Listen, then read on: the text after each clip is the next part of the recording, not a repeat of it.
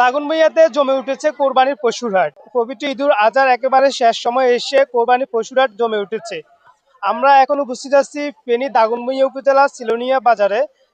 এখানে এসে আমরা যেমনটি দেখতে পেয়েছি এবং পুরো বাজারটি আমরা ঘুরে দেখেছি। আপনারা দেখতে পাচ্ছেন যে আমার পিছনে যে মহাসড়কটি দেখতে পাচ্ছেন, এটি হচ্ছে ফেনী এবং নোয়াখালী আঞ্চলিক মহাসড়ক। এই মহাসড়কের উপর পশুর হাট বসানো হয়েছে।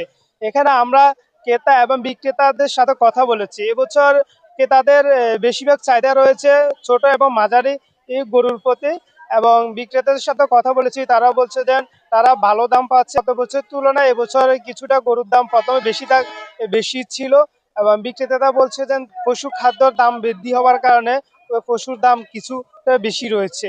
৮ নং জয়লস্কর ইউনিয়নে সিলোনিয়া স্কুল মাঠে ঈদুল আজহা উপলক্ষে গরু হাটবাজার, অস্থায়ী হাটবাজার মেলার কথা, কিন্তু বৃষ্টির কারণে আমরা ওইটা মাঠে না দিয়ে রাস্তায় দিচ্ছি। বৃষ্টির মাঝখানে সামান্য একটু স্লো থাকলেও এখন আলহামদুলিল্লাহ অনেক ভালো আছে। গরুও মোটামুটি সুলভ মূল্যে বিক্রি হচ্ছে। এ ছিল আমার কাছে সর্বশেষ সংবাদ। মোজাম্মেল হক হাসান, গণকণ্ঠ, দাগনভূঞা, ফেনী।